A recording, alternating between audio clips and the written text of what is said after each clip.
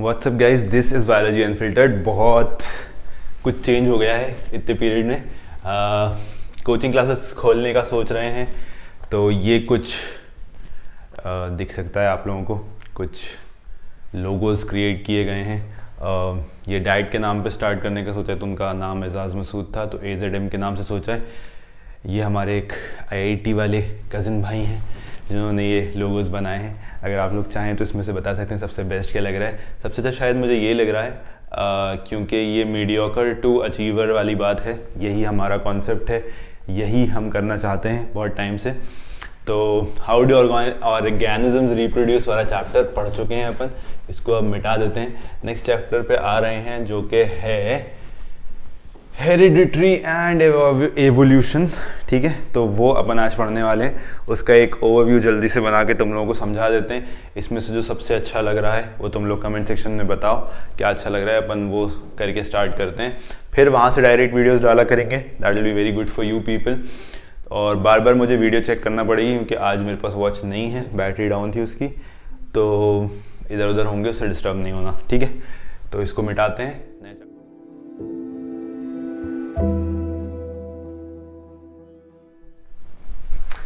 हाँ जी, तो ये अपन एक स्टार्ट करने जा रहे हैं नया चैप्टर। चैप्टर नंबर 9 है 10th बायोलॉजी का, एक्चुअली साइंस का, बट बायोलॉजी बोलेंगे अभी अपन। हेरिडिटी एंड एवोल्यूशन है। तो मेनली इस चैप्टर का एक ओवरव्यू जो दे रहे हैं उसमें यह है कि 2 पार्ट्स में डिवाइडेड है। एक हेरिडिटी वाला पार्ट है और एक एवोल्यूशन वाला पार्ट है। ये पार्ट अपन नेक्स्ट पार्ट में कवर करेंगे, मतलब ये first part of the video, second part में एवोल्यूशन कवर करेंगे। फर्स्ट पार्ट में मेनली अभी हेरिडिटी के ऊपर बात करने वाले हैं। हेरिडिटी क्या होता है, हेरिडिटी क्या है। आपको जैसे अगर आप नॉर्मली देखो तो हेरिडिटी क्या होता है, आपको हेरिडिटी में क्या मिला है, आपकी जायदाद होगी, है ना, जो आपके दादा परदादा होगी। अगर नहीं है तो कोई बात नहीं, अगर है तो फिर वो उतर के आप तक आती है, तो हेरिडिटी ही है वो, क्योंकि मतलब कोई भी चीज़ उतरती हुई आपके अंदर आ रही है। तो ऐसे ही आपके दादा दादी, नाना नानी और आपके मॉम डैड साइड से, दोनों साइड के जो फैमिलीज थी, वहाँ से कुछ ट्रेट्स उतर के आपके अंदर आ रहे होते हैं। ठीक है, बी इट आपकी हाइट, ठीक है, जेनेटिक्स जो भी डिसाइड करती है, आपकी आई का कलर, आपके हेयर का शेप, आपके हेयर का कलर, आपके कान का शेप, आपका ये पिन्ना अलग है क्या पिन्ना आपका जुड़ा हुआ है, एंड आपके बॉडी का बिल्ट, आपके मसल्स, आपकी everything is depended on heredity. ठीक है, हेरिडिटी क्या है, जो भी चीज़ उतर के आ रही है आपके पेरेंट्स और उनके पेरेंट्स से उतरती हुई आ रही है। इवेंचुअली आप कहाँ तक चले जाएंगे, Adam, first person on earth, या फिर आदम। ठीक है, ये बिब्लिकल वाला बता रहे हैं, बिब्लिकल और कुरानिक वाली चीज़ बता रहे थे। खैर, तो वहीं से आए सब लोग, ऐसा मानते हैं हम लोग ना। तो खैर, तो हेरिडिटी में आप आ गए। सबसे पहले क्या होता है, ट्रेट्स और एलील्स के बारे में पढ़ना पड़ेगा। ट्रेट्स क्या होता है, अब जैसे कोई भी एक पार्ट है आपका, कोई भी जो हेरिडिटी में कोई चीज़ उतर रही है, जैसे कि आपके आई का कलर उतर रहा है, तो उसके 2, 3, 4 एलील्स होते हैं। एलील मतलब ये होता है, एलील इसलिए समझा रहा हूँ थोड़ा सा, अभी ये सब ओवरव्यू दे रहे हैं। ठीक है, एलील क्या होता है कि जैसे आपकी आई का कलर ब्लैक है, कुछ लोगों का ब्राउन होता है, कुछ लोगों का ग्रे होता है, कुछ लोगों का ग्रीनिश टिंज में होता है। ठीक है, तो ये एलील्स हैं, अलग अलग कलर के एलील्स हैं, ये अलग अलग लोगों में उतरते हैं। अब इसमें कैसे उतरते हैं ये थोड़ा सा तुम लोगों को उसमें बता देते हैं कि एक कैरेक्टर यूजुअली डोमिनेंट होता है, तो और एक उसमें रिसेसिव होता है।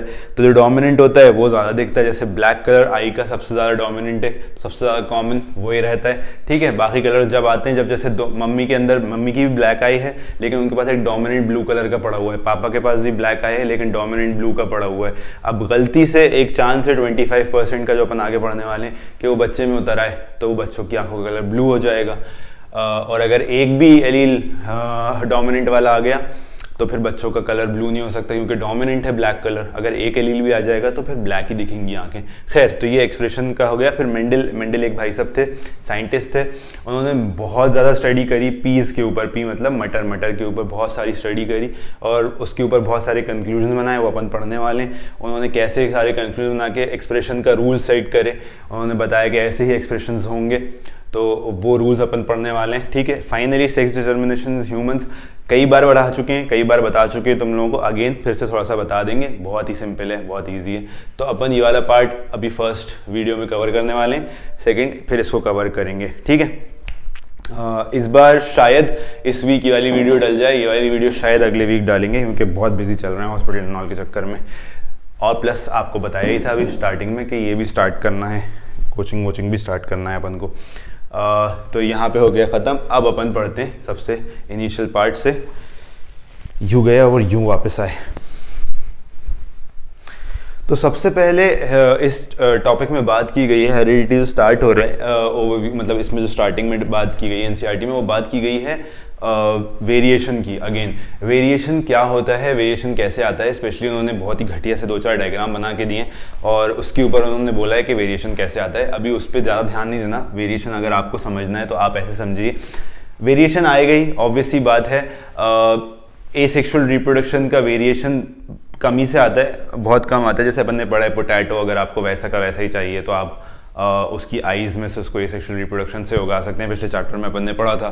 ठीक है, एसेक्सुअल रिप्रोडक्शन जैसे बाइनरी फिजन ये सब होता है, इसमें भी थोड़ा बहुत माइन्यूट टाइप का चेंजेस आते हैं, लेकिन वो चेंजेस बढ़ इसलिए जाते हैं क्योंकि भाई देखो अमीबा जो है, फॉर एग्जांपल अगर हम अपना अमीबा का लेते हैं तो अमीबा भाई सब डिवाइड कर रहे हैं अप्रॉक्स हर 5 मिनट में या 10 मिनट में। ठीक है, अमीबा कितनी देर में डिवाइड कर रहे हैं, मान लो हर 2 मिनट से 10 मिनट में डिवाइड कर रहे हैं वो। ठीक है, और ह्यूमंस कितने टाइम में डिवाइड कर पाते हैं भाई, पूरी लाइफ में आप कितनी बार ही डिवाइड कर लेते हो, 2 बार 3 बार। ठीक है, तो उसमें आपको कितने 30-40 ईयर्स लगे एक जनरेशन से दूसरी जनरेशन पे आने में। ठीक है, तो ये 30-40 ईयर्स लगे, इनको लग रहे हैं 2 से 10 मिनट। तो इनके अंदर मान लो 1% का भी चेंज आएगा, अगर 1% का, तो ये 30-40 साल बाद कितना चेंज हो जाएंगे, क्योंकि इनकी तो कितनी जनरेशन आ चुकी होंगी। तो और अपन उस हिसाब से सिर्फ एक ही जनरेशन आई होगी अपनी 30 से 40 साल में, तो अपने अंदर अगर 10% का भी चेंज आया तो कोई ख़ास चेंज नहीं होगा। और इनका तो भाई 30-40 साल में इनकी मिलियंस में जनरेशन्स निकल चुकी होंगी, तो इनका जो चेंज आया होगा वो बहुत ड्रास्टिक होगा। अगर इन दोनों को कंपेयर करें तो ऑब्वियसली इसका चेंज बहुत बड़ा होगा और इसमें चेंज कम होगा। तो ऐसे देख रहे हैं, लेकिन अगर वैसे नॉर्मली देखो आप तो एक जनरेशन में अगर अमीबा में कुछ भी चेंज नहीं आ रहा और अपने में फिर भी बहुत कुछ चेंज आ जाता है। जैसे कि वेरिएशन के बारे में बात करें, पहले भी एग्जाम्पल दे चुका हूँ पिछले चैप्टर में, फिर से दे रहा हूँ। वेरिएशन हमेशा प्रेजेंट होता है। ठीक है, यही रूल है, यही बात है, variation is always present, variation है, हमेशा हो रहा है थोड़ा बहुत। कई बार क्या होता है, इन्वायरमेंट ऐसा क्रिएट हो जाता है कि जो वेरिएटेड चीज़ें होती हैं ना, वो अपने आप थ्राइव कर जाती हैं और बाकी मर जाती हैं। फिर से एग्जाम्पल दूंगा, एक पॉपुलेशन है, उसमें ग्रीन बीटल्स भी हैं और रेड बीटल्स भी हैं। ठीक है, ये घास है, ग्रास के ऊपर ग्रीन बीटल्स भी हैं और रेड बीटल्स भी हैं। ठीक है, घास हमने ब्लू कलर की बनाई है और चलो घास भी अपनी ब्लू कलर की मान लो अभी, और ये बीटल्स जो हैं ये ब्लू हैं और इसमें रेड भी हैं। तो रेड बहुत ज़्यादा है इनिशियली, बल्कि इसको ऐसे ना समझा के, ग्रीन कलर तो अभी कहीं गायब हो गया है, इसको ऐसे समझाते हैं कि चलो ठीक है, इसमें पूरे रेड ही हैं बीटल्स। गलती से एक जनरेशन में इनका वेरिएशन आया, जिसमें वेरिएशन ऐसा आया कि उसमें कुछ जो थे वो ग्रीन हो गए। ये ग्रीन ग्रास के ऊपर, इसको ग्रीन मानना, ठीक है, ग्रीन इमेजिन करना, 2-3 ग्रीन बीटल्स आ गए और बाकी पूरे रेड बीटल्स नहीं है। एनसीईआरटी का एग्जांपल दे रहा हूँ मैं, ये रेड बीटल्स हैं। अब जब कोई भी बर्ड आके इनको खाएगी तो रेड ग्रीन के ऊपर रेड इजीली दिखेगा, तो ये इजीली मरेंगे। अब यहाँ पे वेरिएशन तो आ गया था ब्लू, पहले सब उनसे बोल रहे थे अरे ये तुम्हारा कलर कैसा है, तुम कैसे हो ग्रीन कलर के, हम तो रेड हैं। फिर एकदम उन्होंने देखा कि यार ये रेड वालों को तो बर्ड्स आती हैं, खा के चली जाती हैं, क्योंकि एकदम कॉन्ट्रास्टिंग दिखते हैं, और ये ग्रीन वाले बच जाते हैं, बर्ड्स को दिखते ही नहीं है ये बीटल्स। तो ये ग्रीन वाले सर्वाइव करते गए, सर्वाइव करते करते एक पॉइंट ऐसा आया जहाँ भाई सिर्फ और सिर्फ ग्रीन बीटल्स ही बच गए, रेड वाले पूरे ख़त्म हो गए। तो ये क्या हो गया, ये एवोल्यूशन हो गया थ्रू हेरिडिटी। ठीक है, हेरिडिटी में वेरिएशन उतरा और वेरिएशन से गायब, ख़त्म, एक चीज़ इवॉल्व हो गई, एक स्पीशीज़ इवॉल्व हो गई और एक स्पीशीज़ ख़त्म हो गई। ठीक है, तो यही एवोल्यूशन है और यही वेरिएशन है। वेरिएशन का एग्जांपल हमने आपको फिर से दे दिया, तो फिर ये भी समझा दिया एसेक्सुअल रिप्रोडक्शन में हालांकि बहुत कम वेरिएशन हो रहा है, लेकिन क्या हो रहा है कि उनकी जनरेशन बहुत जल्दी डिवाइड कर रही है, तो उनमें एक ड्रास्टिक आ जाता है कुछ टाइम बाद। लेकिन सेक्शुअल उसमें थोड़ा अच्छे से वेरिएशंस आते हैं। जैसे वेरिएशन कैसे होता है, आई का कलर हो गया, हेयर का शेप हो गया, कुछ लोगों का कर्ली होता है, कुछ लोगों का स्ट्रेट होता है, कुछ लोगों का वेवी होता है थोड़ा सा, ये आ गया। आई लैशेज़ का शेप, दुनिया भर की हर चीज़ का, आपके हाथ कैसे होंगे, सब जेनेटिक से डिसाइड करता है। तो ये वेरिएशन आते रहते हैं थोड़े थोड़े हर जनरेशन में। ठीक है, अपने आप ही आते रहते हैं। तो ये हो गया एक वेरिएशन के बारे में। इसके बाद अपन को मेनली पढ़ना है कि हेरिडिटी क्या होता है, हेरिडिटी में क्या क्या ट्रेट्स होते हैं, क्या क्या चीज़ें चेंज होती हैं। ठीक है, तो वो अपन पढ़ने वाले हैं। तो सबसे पहले हेरिडिटी में जो बात कर रहे हैं वो ये लोग बात कर रहे हैं इनहेरिटेड ट्रेट्स के बारे में, ठीक है। इनहेरिटेड ट्रेट्स मतलब जो आपने चीज़ें एक्वायर करी अपने मॉम डैड से या उनके ऊपर वाली जनरेशन से। तो उसमें एक एग्जांपल ये पिन्ना का दिया हुआ है कि भाई किसी लोगों का ये पिन्ना अलग होता है, जैसे कि हमारा अलग है, ये डोमिनेंट कैरेक्टर होता है अलग होना, और कुछ लोगों का चिपका हुआ होता है यहाँ से पिन्ना। तो ये एक एग्जाम्पल दिया है उन लोगों ने, ठीक है। तो इनहेरिटेड ट्रेट्स क्या हैं, ये सब समझने के लिए हमको पढ़ना पड़ेगा रूल्स क्या हैं एवोल्यूशन के, ठीक है। तो किसी भी कैरेक्टर के लिए जो रूल्स हैं, अभी अपन रूल्स पढ़ने वाले हैं, ठीक है। जो रूल्स हैं, गलत स्पेलिंग। तो रूल्स जो हैं वो बेसिक हैं किसी भी, अभी अपन मेनली हाइट लेके चलेंगे, है ना। एग्जाम्पल में हाइट लेके चलेंगे। मेंडल ने मटर के ऊपर काम किया था, मटर की हाइट देखी थी, तो अब अपन वही मेंडल के हिसाब से चल रहे हैं। मेंडल भाई साहब ने क्या किया, सबसे पहले रूल्स अपन समझ रहे हैं, ठीक है। तो मेंडल भाई साहब ने सबसे पहले क्या किया कि उन्होंने 2 लंबे प्लांट्स लिए, ठीक है। अब बिल्कुल प्योर लंबे लिए उन्होंने कि भाई ये तो सबसे लंबे दिख रहे हैं, सारी इतने सारे पीस उगाए थे उन्होंने, उनमें बहुत सारे पीस उगाए थे उसने, ठीक है। उसमें कुछ छोटे थे, कुछ लंबे थे, और फिर कुछ छोटे ऐसे थे। तो उसने कहा यार ये सारे एक जैसे लंबे लिख रहे हैं, इनमें सबसे लंबे वालों को अपन उठा लेते हैं, ठीक है। तो जो सबसे लंबे वाले होंगे, अब इसमें एक रूल आता है सबसे पहले कि जो अपने कोई भी कैरेक्टर होता है ना, उसको इस तरह से डिनोट करते हैं, जैसे टॉल को कैपिटल से डिनोट करते हैं, और डॉर्फ जो होंगे, जो छोटे होंगे, उनको छोटे टी से डिनोट करेंगे, ठीक है। ऐसे ही कई बार वाइट कलर को W से डिनोट किया और पिंक कलर को स्मॉल w से डिनोट करा, क्योंकि ये रेसेसिव कैरेक्टर है, ठीक है। तो मेनली अभी तुम लोगों को ये समझना है ये चीज़ क्यों स्टार्ट हुई, ठीक है, ये समझना है। वो सब अभी अपन समझते हैं, पहले अपन मेंडल भाई साहब को समझ लें, फिर वहाँ से पूरी चीज़ समझाएंगे, उल्टा चलेंगे, थोड़ा डिफरेंट लेके चल रहे हैं अपन, ठीक है। तो ये एक डोमिनेंट कैरेक्टर है टॉलनेस का, ठीक है। ये एक रेसेसिव कैरेक्टर है ड्वार्फनेस का, ठीक है। ड्वार्फनेस रेसेसिव होती है, मतलब दबी हुई रहती है। अब क्या हुआ भाई साहब कि इन्होंने 2 प्लांट लिए फुल टॉल, ठीक है, फुल लंबे लंबे 2 पेड़ लिए उन्होंने कहा इन दोनों को रिप्रोडक्शन करा के और इनकी जो सीड्स आएंगी उससे नया प्लांट उगा के देखेंगे। तो ये 2 लंबे प्लांट्स का इन्होंने रिप्रोडक्शन कराया, ठीक है। तो ये थे प्योर टी, दोनों टी था इनमें, दोनों डोमिनेंट टॉलनेस के कैरेक्टर्स थे, ठीक है। अब इन्होंने रिप्रोड्यूस कराया तो इसने नोटिस करा कि भाई साहब इसमें 3 प्लांट तो इनके लंबे हो गए वापस, ठीक है, 3 तो लंबे प्लांट आ गए इनके पास, और 1 प्लांट जो था वो शॉर्ट आ गया। अब भाई मेंडल चकरा गया कि ये क्या हुआ भाई, दोनों टॉल थे, दोनों के पास ऐसे एलील्स थे जो कि डोमिनेंट हैं, ये इमेजिन करके ही चल रहा था, इसको रेसेसिव का अभी कुछ पता नहीं है, ठीक है, वो तो बस देख रहा है, ऑब्जर्वेशन कर रहा है। तो उसने देखा यार ये दोनों टीटी हैं, ठीक है, बच्चों में सारों में टीटी उतरना चाहिए था, भाई दोनों टॉल हैं तो सब बड़े टॉल होने चाहिए थे, ये भाई सब कैसे छोटे रह गए, टीटी उतरने के बाद भी छोटे कैसे रह गए, जबकि एक्चुअली टीटी उतरा नहीं था। ये तो अपन अभी समझ रहे हैं, मेंडल भाई सब समझ रहे थे उस टाइम पे। तो उसने कहा यार यहाँ पे कुछ गड़बड़ हो रही है, ये डोमिनेंट नहीं है, ये दोनों कुछ गड़बड़ है इसमें, ठीक है। तो उसने कहा कि हो सकता है कोई चीज़ हो, अपन समझते हैं। फिर उसने क्या किया कि फिर से इनमें से 2 प्लांट्स उठाए, ये भी टॉल हैं दोनों, ठीक है, फिर इनका रिप्रोडक्शन कराया तो फिर यही मसला आ रहा था कि भाई ये फिर एक शॉर्ट प्लांट आ रहा है इसमें। तो फिर उसने ये थोड़ा डिड्यूस करा कि यार सिर्फ डोमिनेंट कैरेक्टर तो नहीं है, एक कोई रिसेसिव कैरेक्टर भी है जो छुपा रहता है इस जनरेशन में, ठीक है। इन जनरेशन में एक ऐसा कोई रेसिसिव कैरेक्टर है जो छुपा हुआ है, जो वैसे एक्सप्रेस नहीं होता लेकिन साला अगली जनरेशन में आके दिख जाता है वो, ठीक है। तो ये चीज़ थोड़ा सा उसको खा रही थी।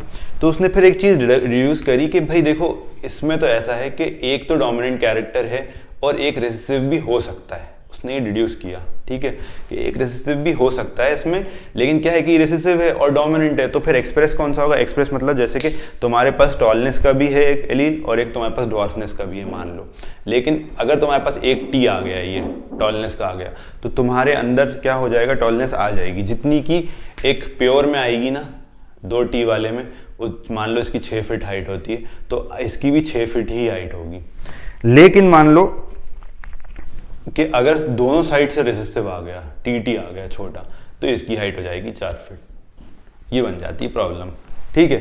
तो ये हुआ भाई सब, इन्होंने क्या कहा, सोचा कि भाई कुछ तो बात है कि इसमें एक कैरेक्टर तो है जो अगली जनरेशन में आ रहा है, तो फिर उन्होंने पुनेट स्क्वायर बनाना शुरू करे थे। ठीक है, तो अब मान लो कि ये दोनों अपने प्योर नहीं थे, ठीक है, टीटी नहीं थे, इनमें एक छोटा टी एक छोटा टी था। ठीक है, तो फिर इधर एक पुनेट स्क्वायर बनाते हैं अपन, उसमें ऐसे करते हैं, एक बड़ा टी यहाँ रखते हैं, एक छोटा टी यहाँ रखते हैं, एक बड़ा टी यहाँ रखते हैं, एक छोटा टी यहाँ रखते हैं। अब इसमें क्या हुआ, एक तो प्योर आ गया टॉल, तो वो भाई सबसे लंबा टॉल। फिर इसमें क्या हुआ, एक बड़ा एक छोटा आ गया, इसको इससे मल्टीप्लाई करोगे ना, ये दोनों उतारोगे। हम पहले छोटा टी नहीं लिख रहे क्योंकि रूल ये होता है पहले बड़ा टी लिखते हैं। अब यहाँ पे भी क्या हुआ, एक बड़ा टी एक छोटा टी, तो ये दोनों जो थे इनमें क्या हुआ, एक बड़ा टी आया और एक छोटा टी आया, लेकिन हाइट क्या रही, मान लो वही रही 6 फीट। 6 फीट का नहीं होता, पी गलत मत समझना, एक इंसानों के टाइप का एग्जाम्पल दे रहे हैं, पी इतना बड़ा ही होता है। ठीक है, बहुत हुआ तो इतना हो गया। ठीक है, मटर का पेड़ 6 फीट, इन तीनों की हाइट 6 फीट रही। लेकिन इधर क्या हुआ, फाइनली ये छोटा टी और छोटा टी आके क्या हुआ, एक छोटा प्लांट बन गया, छोटा टी, तो ये भाई सब 4 फीट के रह गए। ठीक है, तो ये हुआ था एक्चुअली। तो फिर इसने डिड्यूस करा कि यार देखो नहीं, ऐसी चीज़ नहीं होती, ये नहीं होता कि सब कुछ प्योर रहे, हो सकता है कुछ रहें भी प्योर, जैसे कि ये प्योर है। अब अगर इसमें से एक को उठाओगे, इसमें से टी को उठाओगे और दूसरी वाली जनरेशन के टी से ही रिप्रोड्यूस कराओगे, तो फिर सारी जनरेशन आगे की टॉल ही रहेंगी, बड़ा टी रहेगा। इसमें कोई ऑप्शन ही नहीं है भाई। देखो इसका ही पुनेट स्क्वायर बना के दिखा देते हैं छोटे में, बड़ा टी भाई, सब बड़े हैं, इसमें तो कोई चांस ही नहीं है वेरिएशन का। ठीक है, तो इसमें वेरिएशन का कोई वही नहीं है। तो अब इनके समझ में आया कि नहीं भाई साहब, ये सब जो चीज़ें थी ये हम मेंडेलियन कैरेक्टर्स के थ्रू तुम लोगों को रूल्स समझा रहे हैं डोमिनेंस के। ठीक है, घबराने का नहीं है, थोड़ा समझ में आ भी गया होगा तुम लोगों के। फिर इन लोगों ने डिसाइड किया, मेंडल भाई साहब ने डिसाइड किया कि अब जो अपन को करना है ना, तो ऐसा है कि हर एक कैरेक्टर के लिए, कैरेक्टर जैसे कुछ भी सकते, जैसे हाइट है अभी एक कैरेक्टर, ठीक है, हर एक हाइट या किसी भी कैरेक्टर, इसको कैरेक्टर बोलते हैं। ठीक है, ये चीज़ समझ लेना, एनसीईआरटी में दी हुई है, समझ में नहीं आती। हर एक कैरेक्टर के लिए हमेशा 2 एलील्स होंगे। नहीं गलत हो गया, इसको भूल जाओ। हर एक कैरेक्टर के लिए 2 चीज़ें होंगी, जो एक उनमें से डोमिनेंट होगी और एक जो है वो रेसेसिव होगी। ठीक है, अब कई बार जैसे हो सकता है कि वो पीज मतलब मटर के उस पर देखा जाए तो एक तो इनका कैरेक्टर हो गया था हाइट, ठीक है, फिर एक हो गया था इनका कैरेक्टर, जो मटर के दाने होते हैं वो राउंड होते हैं और रिंकल्ड होते हैं। ठीक है, हाइट में एक तो टॉल हो गया और एक ड्वार्फ हो गया, और इसमें राउंड और रिंकल्ड होता है। रिंकल्ड वाले अच्छे नहीं होते, जो भी चीज़ अच्छी नहीं है वो यूजुअली रिसेसिव होती है, यूजुअली, हमेशा ज़रूरी नहीं है, यूजुअली रिसेसिव। अब तुम मटर के दाने गोल गोल खाना पसंद करोगे या रिंकल्ड अच्छे लगते हैं तुम्हें? ऑब्वियसली राउंड ज़्यादा अच्छे लगते हैं ना। तो ये इसका डोमिनेंट कैरेक्टर हो गया, तो इसको आर से डिनोट करा, इसको स्मॉल आर से डिनोट करा। ठीक है, स्मॉल आर से जो भी डोमिनेंट होता है ना, उसी वर्ड का पहला वर्ड को इसके से डिनोट करते हैं। अब टॉल में ये टॉल था तो ड्वार्फ को भी छोटा टी मान लिया। ठीक है, तो ऐसे हर कैरेक्टर के 2 वेरिएशंस होते हैं, जिसमें एक आपका डोमिनेंट होगा, एक रिसेसिव होगा। डोमिनेंट वाला हमेशा रिसेसिव को ओवर पावर करेगा। अगर डोमिनेंट और टॉल में दोनों टी हैं तो ये टॉल ही होगा। अगर इसमें एक भी रिसेसिव आ गया तो यही वाला दिखेगा तुम्हें, तो भैया टॉल ही प्लांट होगा। लेकिन अगर दोनों रिसेसिव आ गए, ठीक है, जैसे कि दोनों छोटे छोटे वाले आ गए, दोनों कमज़ोर वाले आ गए, तो फिर यहाँ पे आपका ड्वार्फ प्लांट दिखेगा। ठीक है, सेम चीज़ होगी पीज के उसके साथ भी, भाई एक ऐसा रिंकल्ड है पी और एक ऐसा राउंड है। तो अगर ये राउंड है और ये रिंकल्ड है, तो अगर आर और आर रहेगा तो राउंड रहेगा, आर और छोटा आर रहेगा तो भी राउंड ही रहेगा। लेकिन अगर दोनों छोटे आर आ गए गलती से तो फिर रिंकल्ड हो जाएगी सीड। ठीक है, तो ये चीज़ समझने वाली थी, ये चीज़ थी। अब यही सारे रूल्स पूरे जेनेटिक्स में लगेंगे, तुम्हारा 10th के बाद 11th-12th में भी यही सब लगने वाला है बायोलॉजी में। इसी को थोड़ा सा समझना है, इसी पुनेट स्क्वायर और इन सब को समझेंगे। मेंडल ने ये सब स्टार्ट करा था, मेंडल ने ये सब देखना शुरू करा था कि भाई देखो एक जनरेशन के बाद फिर धीरे धीरे वो, उसने तो मटर में देखा था, पीज में देखा था, लेकिन फिर वो इंसानों के ऊपर भी अप्लाई होने लगा। बहुत सारी ऐसी बीमारियां होती हैं जो मदर फादर में नहीं होती लेकिन बच्चों में उतर आती हैं, ठीक है। तो इसका एक एग्जाम्पल तुम लोगों को देते हैं, बहुत ही इंटरेस्टिंग, तुम लोगों के लिए याद करने के लिए बहुत ईजी हो जाएगी ये चीज़, ठीक है। तो इसमें क्या होता है कि कई सारे लोगों को देखा होगा भाई 25 ईयर्स की एज के बाद हाथ सर्वर के बाल झड़ने लगते हैं उनके, ठीक है, बहुत परेशान होते हैं वो लोग। अब उसमें क्या हुआ, भाई हमारे पापा तो गंजे नहीं थे यार, ठीक है, पापा गंजे नहीं थे, मम्मी भी गंजी नहीं हुई हमारी कभी, लेकिन यार हम गंजे हो रहे हैं, ये बड़ा परेशानी हो जाती है। तो क्या होता है कि मान लो कि इसको गंजेपन को एलोपेशिया बोलते हैं, ठीक है। इसके ऊपर मूवीज़ भी बनी है अजीब अजीब सी, एलोपेशिया, ठीक है।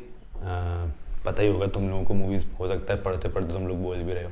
तो खैर, तो इसमें क्या होता है कि इसको, इस जीन को, खैर ये तुम्हारा थोड़ा हाई लेवल का है, ऐसे ही बता रहे हैं, ज़्यादा ध्यान मत देना। इसको एक्सप्रेस होने के लिए ना वाई क्रोमोसोम चाहिए होता है, ठीक है। वाई क्रोमोसोम मतलब मेल्स, ठीक है।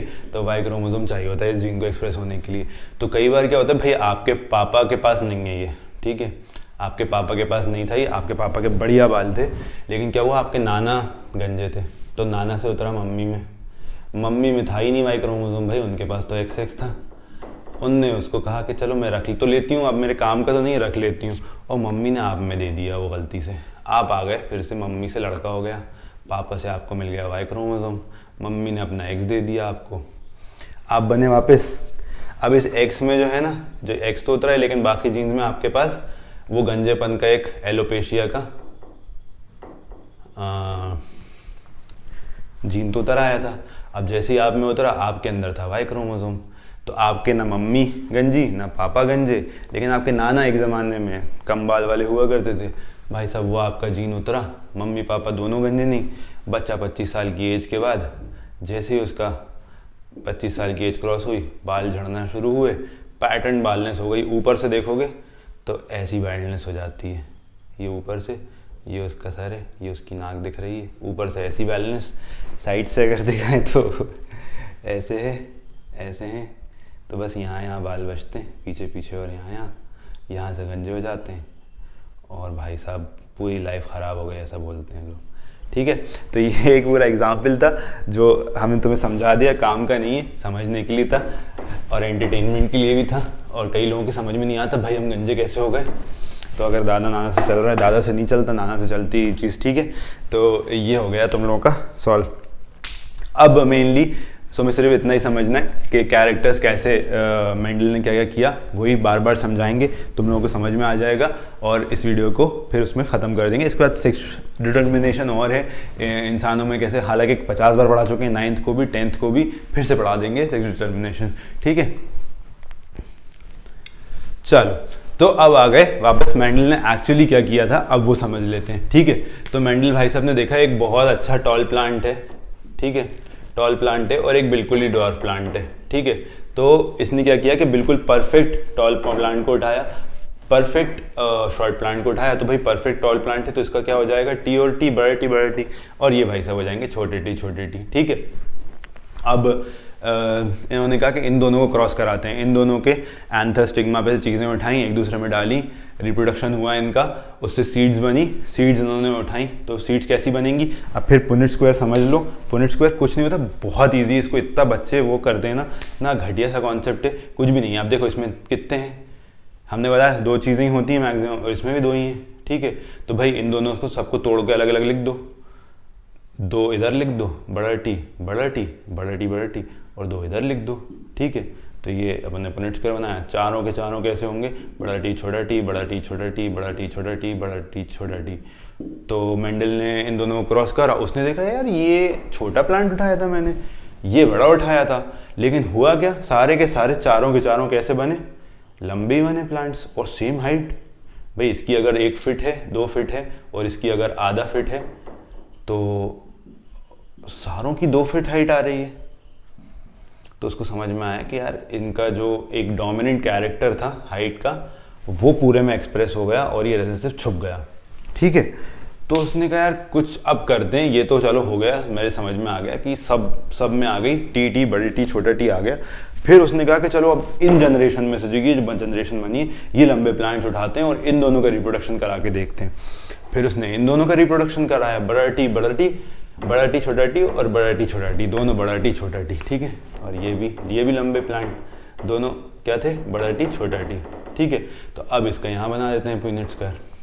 तो एक देखो एक जनरेशन मेल का यहाँ लिखते हैं, एक मेल का यहाँ लिखते हैं और फीमेल का यहाँ लिखते हैं, ठीक है। तो मेल में क्या था, बड़ा टी और छोटा टी, और फीमेल में क्या था, बड़ा टी और छोटा टी। अब जब इनका रिप्रोडक्शन हुआ तो एक तो बड़ा टी आ गया, एक बड़ा टी छोटा टी आ गया, एक बड़ा टी छोटा टी आ गया और एक छोटा टी। तो फिर क्या हुआ, अगर आप वैसे देखो अब इसमें एक और कॉन्सेप्ट होता है जीनोटाइप और फिनोटाइप। जीनोटाइप और फिनोटाइप अभी इसलिए समझा देते हैं क्योंकि वैसे भी आगे काम आने वाला है। तो बहुत ही ईजी हमारे टीचर हमको समझाया करते थे इस तरह से। जीनोटाइप क्या है, मैप है, ठीक है। और फिनोटाइप क्या है, नक्शा। मतलब जीनोटाइप क्या है, नक्शा है। नक्शा मतलब क्या होता है, जैसे आपने ब्लूप्रिंट जैसे बोलते हैं, आपने एक घर बनाने वाले हैं तो आपने एक पेपर पे 2D में एक घर पूरा ड्रॉ करा कि ये ऐसा होगा, यहाँ कमरा होगा, यहाँ गेट होगा, यहाँ ये सब होगा। और फिनोटाइप क्या है, एक्चुअल वो घर बन जाए, ठीक है। तो अभी जीनोटाइपिकली देखोगे तो क्या क्या है, जीनोटाइपिकली देखोगे तो एक फुल प्योर है, प्योर बोलते हैं इसको जिसमें दोनों सेम होते हैं, ठीक है। एक नहीं, दो प्योर हैं, ठीक है। एक और कौन सा, और दो कैसे हैं, बड़ा टी छोटा टी, ठीक है। तो ये इम्प्योर है क्योंकि ये इसमें दोनों चीज़ें आ गई। और एक और प्योर है, छोटा टी, तो ये भी प्योर है। तो जीनोटाइपिकली मतलब जो मैप है, मैप में क्या होता है, मैप में क्या है, ये 1:2:1 का रेशो है जीनोटाइपिकली। जीनोटाइप क्या है, मैप है। लेकिन एक्चुअली दिख क्या रहा है भाई, ये जो पेड़ है ये टॉल होगा, ठीक है, ये टॉल होगा, ये दोनों भी टॉल होंगे और ये डॉर्फ होगा। तो ये क्या हो गया, एक्चुअल तुम्हारा क्या हो गया, फिनोटाइप हो गया। तो फिनोटाइप का रेशो क्या होगा, 3:1, मतलब टॉल इज टू डॉर्फ का, ठीक है। समझ में आया कुछ, जीनोटाइप और फिनोटाइप, ये कॉन्सेप्ट है, अच्छी चीज़ है, समझ लो। तो नहीं समझो तो तुम्हारी एनसीईआरटी में दिया भी नहीं है, भाड़ में जान दो, लेकिन समझ लो, ठीक है। फिनोटाइप क्या है, जो तुम्हारा एक्चुअल घर जो बन गया, ठीक है। एक्चुअल घर में तुम्हें क्या दिख रहा है, हाइट दिख रही है। हाइट क्या है, 3 प्लांट लॉन्ग है, ये तीनों हाइट में ज़्यादा है और ये बिल्कुल कम है, तो 3:1 का फिनोटाइप हो गया। और जीनोटिपिकली अगर तुम देखोगे तो भाई एक प्योर है, दो प्योर हैं और एक जो है वो बीच का है, इम्प्योर है। तो 1:2:1 का रेशो बनेगा, सिंपल। तो ये तुम लोगों को पूरा कॉन्सेप्ट समझ में आ जाना चाहिए। तो भाई मेंडल ने जब इन दोनों लंबे प्लांट्स को रिप्रोड्यूस कराया तो उसने देखा भाई 3 तो लंबे आ रहे हैं और एक छोटा आ रहा है। तो उसने ये सारी चीज़ें फाइनली हमको ला के दी कि भाई देखो ये एक डोमिनेंट चीज़ होती है, एक रेसिसिव होती है। फिर उसने सिर्फ इस पे ही नहीं रोका, सिर्फ टॉलनेस पे नहीं रोका, फिर उसने पीस में और भी चीज़ें करके देखता चला गया, ठीक है। तो उसी सब के बारे में दिया हुआ है उन लोगों ने। फिर उसने क्या किया कि एक वायलेट प्लांट उठाया, ठीक है, एक वायलेट प्लांट उठाया अच्छे कलर का, उसके फूल थे वायलेट कलर के, और एक वाइट कलर का फूल था, ठीक है। ये वायलेट कलर का फूल है, ये वाइट कलर का फूल है। उन दोनों को क्रॉस कराया तो भाई सारे के सारे वायलेट आए उसके चारों। फिर वही चीज़ कि वायलेट डब्लू, और इसमें दोनों बड़े बड़े थे, इसमें छोटा था कैरेक्टर, ठीक है। तो इन दोनों का जब रिप्रोडक्शन कराएगा तो सारी जनरेशन कैसी आएंगी, वी, बड़ा भी छोटा भी, और इसका मतलब सब की सब वायलेट हो जाएंगी क्योंकि भाई वायलेट कलर जो है डोमिनेंट है। लेकिन जब इन दोनों इसको इस सेकंड जनरेशन में जाके F1 जनरेशन बोलते हैं इसको भी याद कर लो, ठीक है। F1 जनरेशन और F1 जनरेशन को आपस में रिप्रोड्यूस कराया तो फिर वही हुआ 3:1 का रेशो कि भाई 3 तो वायलेट आ गए, वी बड़ा वी प्लस बड़ा वी छोटा वी प्लस बड़ा वी छोटा वी, और एक यहाँ छोटा वी आ गया, तो 3:1 का फिर रेशो बन गया। और जीनोटाइपिकली फिर 1:2:1 का बन गया क्योंकि भाई वी बड़ा वी छोटा वी के 2 और छोटा वी का 1, ठीक है। तो फिर इसको समझ में आने लगा कि भाई एक डोमिनेंट और एक रिसेसिव कैरेक्टर है और ऐसे ही चलना पड़ेगा भैया, यही सब चीज़ें हैं। फिर यहाँ पे आके सब चीज़ें रुक जाती हैं। हाँ चलो, थैंक गॉड रिकॉर्ड हो रहा था, हमें लगा रिकॉर्ड ही नहीं हो रहा। खैर, तो यहाँ पे आके सब चीज़ें इस तरह से ख़त्म हो जाती है। डोमिनेंट और रिसेसिव तुम्हें अच्छे से समझ में आ गया। तुम्हें ये समझ में आ गया कि हर एक character, be it height, be it colour, सबका एक ट्रेट डोमिनेंट होता है, एक ट्रेट रिसेसिव होता है। कई बार दोनों डोमिनेंट आ जाते हैं बच्चे में, कई बार एक डोमिनेंट एक रिसेसिव आता है तो डोमिनेंट ही दिखता है, और कई बार दोनों रिसेसिव आ जाते हैं तो भाई बच्चा छोटा रह जाता है। ठीक है, एग्जाम्पल के लिए बता रहे हैं। ठीक है, तुम में से जो लोगों की हाइट छोटी रह गई हो और तुम्हारे मॉम डैड की हाइट अच्छी हो, तुम लोगों को ये चीज़ समझ में आ गई कि यार मैं वो 25% का, हाँ ये 3:1 मतलब कि 75% चांस तो लॉन्ग मतलब वायलेट आने का है, लेकिन 25% चांस है। ठीक है, कि सिर्फ तो भाई वो 25% चांस में से आप फंस गए क्या? आप भाई जैसे अप्रोक्सीमेशन से 25% चांस होता है अगर छोटी हाइट रहेगी इसका। ठीक है, फिर इसके बाद उन्होंने थोड़ा सा इसको डिफ़िकल्ट कर दिया कि फाइनल, थोड़ा सा इसको डिफ़िकल्ट करके उन्होंने बस यही है फाइनल, इसके बाद सेक्सुअल डिटरमिनेशन पढ़ना है और ये ओवर हो जाएगा।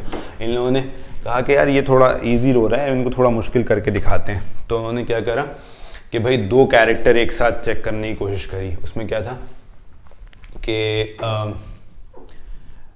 एक तो हमने अभी तुम्हें बताया था कि मटर का दाना राउंड है तो आर आएगा। ठीक है, और एक रिंकल्ड है तो छोटा आर आएगा। अब इसके साथ हमने देखा सिर्फ हम मटर के शेप को नहीं देखेंगे, हम इसका कलर भी देखेंगे। इनको चलो गई साहब कि भाई हम कलर भी देखेंगे। तो उन्होंने देखा कि 2 कलर्स हैं इसमें। ठीक है, एक कलर जो है येलो कलर है। अब मैं येलो तो नहीं बना सकता इस पर, तो इसमें ब्लैक से बना रहा हूँ। येलो कलर का जो मटर है ये डोमिनेंट है, और देखा कि जो ग्रीन कलर वाला है, जो ग्रीन कलर वाला मटर है वो रिसेसिव है, ग्रीन कलर, तो छोटा वाई दे दिया इन्होंने। ठीक है, हाँ जी। तो थोड़ा सा एक मसला हो गया था। खैर, तो यहाँ पे क्या हुआ कि अब जैसे ये वाला जो कैरेक्टर है बड़ा आर छोटा वाई, तो ये जो 2 कैरेक्टर हैं ये साथ में ही उतरेंगे एलील्स में, है ना। यह चीज़ हमेशा याद रखना है। तो इसकी एक ही प्रोबेबिलिटी बन सकती है भाई, बड़ा आर और बड़ा छोटा वाई ही उतर सकते हैं साथ में, तो बड़ा आर छोटा वाई ही उतरेगा इसमें से। और इसमें क्या हो रहा है, छोटा आर और बड़ा वाई ही उतरेगा। ठीक है, तो यहाँ पे अगर आप देखेंगे तो बड़ा आर छोटा वाई, बड़ा आर छोटा वाई, इसका जो उतरा है दोनों में यही उतरेगा, और इधर से भी बस यही उतर सकता है। तो फाइनली क्या हो रहा है, सारे के सारे बड़ा आर बड़ा वाई छोटा वाई सारे यही बनेंगे। बड़ा आर बड़ा वाई छोटा वाई, बड़ा आर बड़ा वाई छोटा वाई। ठीक है, तो सारी की सारी जनरेशन कैसी उतरेंगी, बड़ा आर और छोटा आर और बड़ा वाई और छोटा वाई, मतलब इसमें ये राउंड भी होगा और येलो भी होगा। तो सारे के सारे कैसे हुए, राउंड और येलो। अभी अपन ने देखा था, अपन ने राउंड और ग्रीन लिया था और रिंकल्ड और येलो लिया था, लेकिन सारे बच्चे कैसे हुए इसके, राउंड और येलो हुए। ठीक है, फिर इसने क्या करा, इन दोनों के आपस में रिप्रोडक्शन कराया। ठीक है, उसका पुनेट स्क्वायर बना सकते हैं, बना भी देते हैं ताकि तुम लोगों के लिए इजी रहे, और फिर यहाँ पे ये टॉपिक ख़त्म हो जाएगा। अब उसका पुनेट स्क्वायर बनाते हैं। ठीक है, तो वो थोड़ा सा समझना, नहीं तो कंफ्यूज होके गायब हो जाओगे। ठीक है, और इसके लिए एक अलग से वीडियो ही बना देंगे तुम्हारे पुनेट स्क्वायर्स के लिए। ठीक है, तो फाइनली क्या हुआ, वो फर्स्ट जनरेशन में जो उन्होंने रिप्रोडक्शन कराया तो एक अच्छी बढ़िया सी सीड बनी येलो कलर की राउंड। ठीक है, वो कैसी थी, बड़ा आर छोटा आर बड़ा वाई और छोटा वाई। ये आर काहे के लिए, राउंड के लिए, ये वाई काहे के लिए, येलो कलर के लिए। ठीक है, और ये छोटा वाई है ग्रीन कलर के लिए और छोटा आर है रिंकल्ड के लिए। ठीक है, तो अब इसमें क्या प्रोबेबिलिटी बन सकती है भाई, इसमें किस टाइप के उतर सकते हैं। जैसे पिछले वाले में तो क्या हो रहा था भाई, बड़ा आर था और छोटा वाई था, तो भाई एक ही चीज़ उतर सकती थी, ये दोनों उतर सकते थे, ये दोनों उतर सकते थे। अब इसमें क्या क्या उतर सकता है, ज़रा समझो इस चीज़ को। इसमें एक प्रोबेबिलिटी बन सकती है आर वाई की, बड़ा आर और बड़े वाई की। ठीक है, एक प्रोबेबिलिटी बन सकती है बड़ा आर और छोटे वाई की, बड़ा आर और छोटा वाई। ठीक है, फिर एक प्रोबेबिलिटी बन सकती है, देखो ये हो गया एक बार इससे और एक ही बार इससे हो गया। फिर उसके बाद एक बार छोटा आर से करना पड़ेगा, तो एक बार छोटा आर इससे कर सकता है और एक बार छोटा आर इससे कर सकता है। तो ऐसे बनेगा छोटा आर बड़ा वाई और छोटा आर और छोटा वाई। ठीक है, तो ये 4 प्रोबेबिलिटीज़ बनी। ऐसे ही इधर वाले ये इन दोनों का रिप्रोडक्शन कराना है ना, दोनों सेम है, बड़ा आर छोटा आर। ठीक है, ऐसे ही इनमें भी प्रोबेबिलिटी बन जाएगी कि बड़ा आर छोटा वाई, बड़ा आर बड़ा वाई, बड़ा आर छोटा वाई, छोटा आर बड़ा वाई और छोटा आर छोटा वाई। ठीक है, तो ये प्रोबेबिलिटी बनेंगी और ये पुनेट स्क्वायर बन गए, 4 इंटू 4 16 का पुनेट स्क्वायर बनेगा। और इसमें इवेंचुअली जो तुम्हारा फिनोटाइपिक रेशो आएगा वो आएगा 9:3:3:1 का। अब तुम यहाँ पे उतार के देख लो, ठीक है। तो इसमें क्या आ गया, बड़ा आर बड़ा वाई, ठीक है। फिर क्या आया नीचे वाले में, इसके नीचे वाले में बड़ा आर बड़ा वाई छोटा वाई,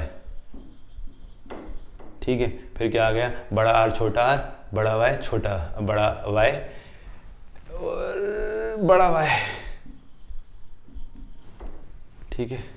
बड़ा आर छोटा आर बड़ा वाई और दूसरा भी बड़ा वाई, ठीक है। ऐसे करके जब प्रोबेबिलिटीज़ बनाओगे तो फाइनली तुम्हारी 9:3:3:1 का रेशो आएगा, जिसमें 9 जो होगा वो येलो और राउंड सीड्स होंगी, येलो प्लस राउंड, ठीक है, येलो प्लस राउंड सीड्स होंगी।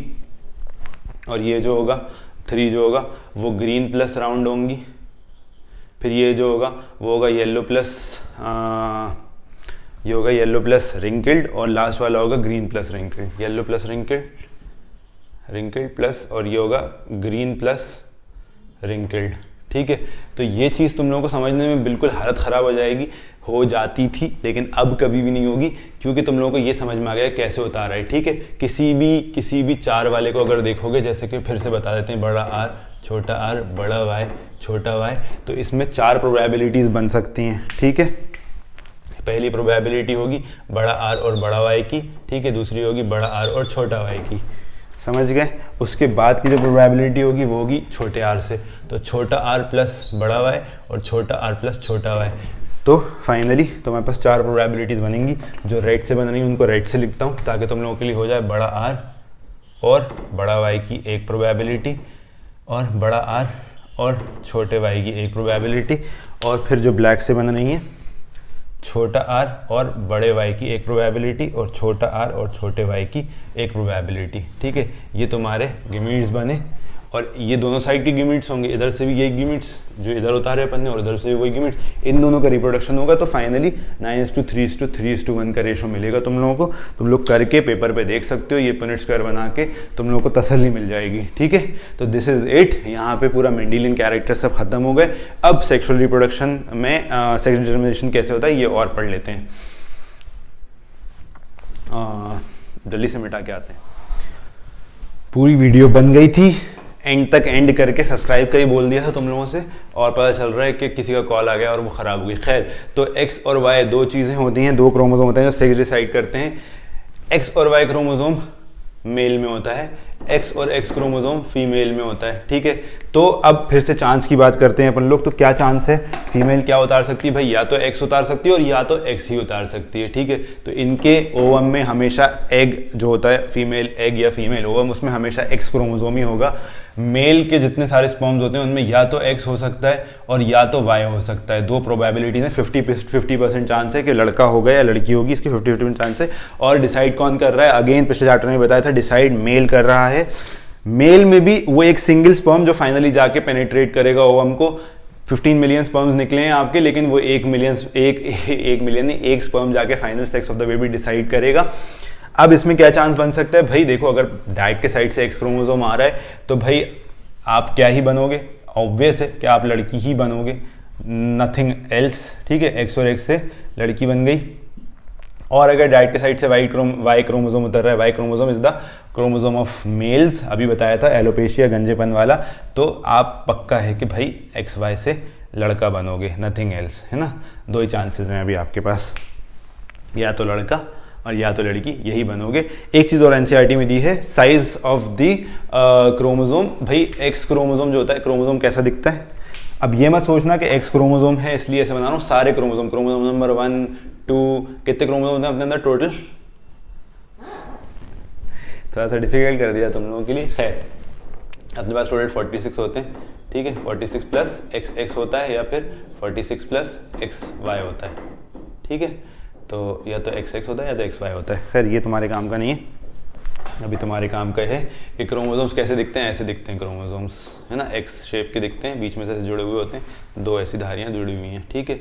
इसको थोड़ा ऐसे बड़ा भी बना के बता सकते हैं, कुछ लोग ऐसे ही बनाते हैं ना, ऐसे ही बनाते हैं, ऐसे दिखते हैं। तो जो एक्स क्रोमोसोम होता है ना वो वाई क्रोमोसोम के मुकाबले थोड़ा सा बड़ा होता है। ये वाई क्रोमोसोम है, ये एक्स क्रोमोसोम है, ये वाई क्रोमोसोम है। इसलिए कई बार बोला जाता है कि जो लड़कियां होती हैं वो थोड़ी सी स्ट्रांग होती हैं ईजिली। वैसे भी females are really very strong men के मुकाबले। कई बार वो बीमार भी बहुत मुश्किल से पड़ती हैं, बहुत उनका पेन थ्रेशोल्ड बहुत ज़्यादा होता है। इसका एग्जांपल आप देख सकते हो, कई वो लोग जो वैक्सिंग करते हैं उससे ठीक है। I don't think so males उसको इतनी ईजिली बेयर कर पाते हैं जैसे वो लोग कर लेते हैं। खैर, तो जो एक्स क्रोमोसोम होता है वो साइंटिफिकली बोल रहे हैं, थ्योरीज हैं, आई एम नॉट श्योर कि ये सही है कि नहीं, बट हाँ साइज तो बड़ा छोटा होता है, ये तो फॉर श्योर डन है, इसमें कोई थ्योरी नहीं है, ये पक्का है। बट हाँ थोड़ा सा स्ट्रांग होता है एक्स क्रोमोसोम जो होता है, कई बार इसीलिए बोलते हैं कि तो थोड़ा स्ट्रॉन्गर ही होता है। फीमेल जो बच्चे पैदा होते हैं वो मतलब जो लड़कियां होती हैं वो भी इनिशियली बहुत स्ट्रांग होती हैं as compare to males. Strong as in कि उनको बीमारियाँ ईजिली नहीं होती, ये सब चीज़ें इसीलिए बोला जाता है। ठीक है, तो एक्स क्रोमोसोम जो है वो थोड़ा सा स्ट्रॉन्गर होता है, थोड़ा सा बड़ा होता है, वाई क्रोमोसोम थोड़ा छोटा होता है। फाइनली तो मैं सेक्स डिटर्मिनेशन समझ में आ गया। एक्स और एक्स उतरेगा, अगर एक्स सिर्फ डाइट से एक्स उतरा तो बच्चा हमेशा फीमेल बनेगी, और अगर वाई उतरा तो लड़का बनेगा। खत्म हो गई बात। ठीक है, सेक्स डिटर्मिनेशन यहीं तक का था, ये टॉपिक खत्म हेरिडिटी वाला। अब एवोल्यूशन नेक्स्ट में पढ़ने वाले हैं।